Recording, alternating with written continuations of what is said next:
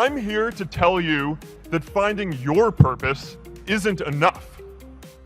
The challenge for our generation is to create a world where everyone has a sense of purpose. One of my favorite stories is when JFK went to go visit the NASA Space Center, and he saw a janitor holding a broom, and he asked him what he was doing, and the janitor replied, "Mr. President, I'm helping put a man on the moon." Purpose is that feeling that you are a part of something bigger than yourself, that you are needed, and that you have something better ahead to work for. Purpose is what creates true happiness.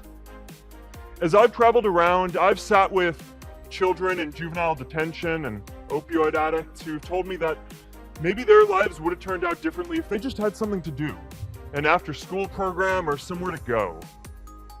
I've met factory workers who know their old jobs aren't coming back and are just trying to find their path ahead. For our society to keep moving forward, we have a generational challenge to not only create new jobs, but create a renewed sense of purpose. I remember that night I launched Facebook from that little dorm in Kirkland House. I went to Noakes with my friend KX, and I remember telling him clearly that I was excited to help connect the Harvard community, but one day someone would connect the whole world. The thing is, it never even occurred to me that that someone might be us. We were just college kids. We didn't know anything about that.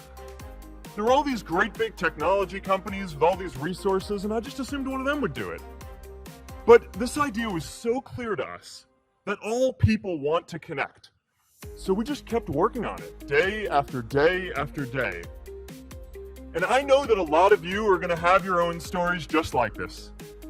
A change in the world that seems so clear that you are sure someone else is going to do it.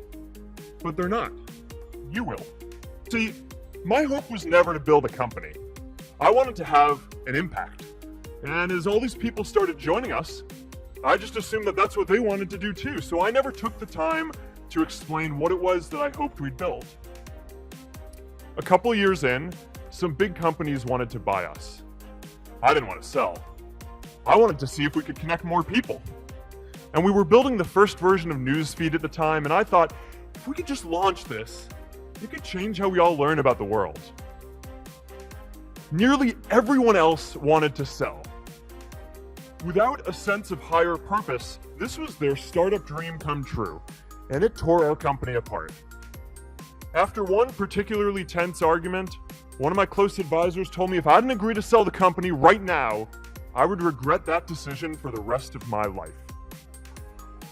Relationships were so frayed that within a year or so, every single person on our management team was gone.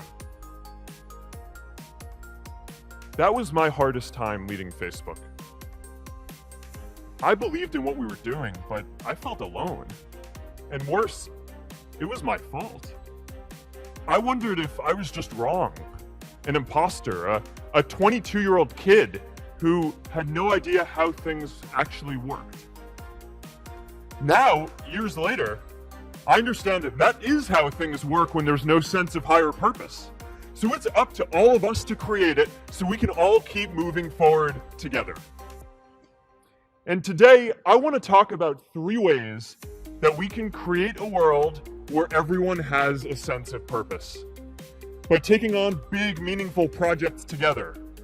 By redefining equality so everyone has the freedom to pursue their purpose. And by building community all across the world. So first, let's take on big, meaningful projects. Our generation is going to have to deal with tens of millions of jobs replaced by automation like self-driving cars and trucks. But we have the potential to do so much more than that. Every generation has its defining works. More than 300,000 people worked to put that man on the moon, including that janitor. Millions of volunteers immunized children around the world against polio, and millions of more people built the Hoover Dam and other great projects. And now it's our generation's turn to do great things. Let me tell you a secret. No one does when they begin. Ideas don't come out fully formed. They only become clear as you work on them. You just have to get started. If I had to know everything about connecting people before I got started, I never would have built Facebook. Movies and pop culture just get this all wrong. The idea of a single eureka moment is a dangerous lie. It makes us feel inadequate because we feel like we haven't had ours yet.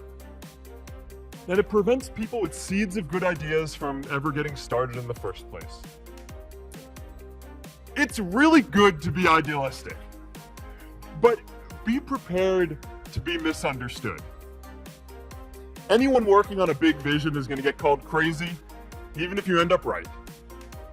Anyone taking on a complex problem is going to get blamed for not fully understanding it, even though it's impossible to know everything up front. Anyone taking initiative will always get criticized for moving too fast because there's always someone who wants to slow you down. In our society, we often don't take on big things because we're so afraid of making mistakes that we ignore all the things wrong today if we do nothing. The reality is, anything we do today is going to have some issues in the future.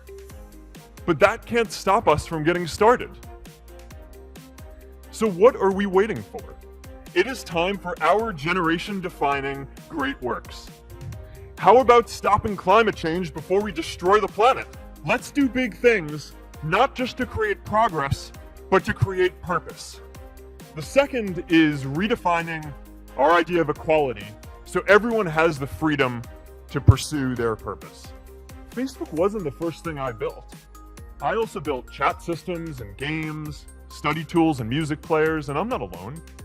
J.K. Rowling got rejected 12 times before she finally wrote and published Harry Potter. The greatest successes come from having the freedom to fail.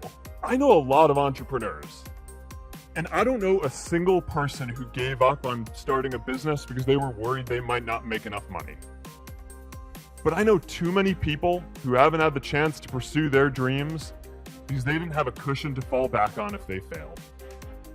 You know, it's so many things go wrong when you're starting a company, and often I think people ask, what mistakes should you avoid making?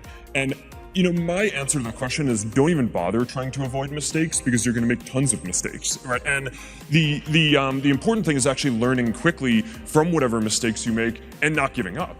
Right, and I mean, there are things every single year of Facebook's existence that could have killed us or made it so that it just seemed like moving forward and making a lot of progress just seemed intractable, but you just kind of bounce back and you learn, and nothing is impossible. You just have to kind of keep running through the walls.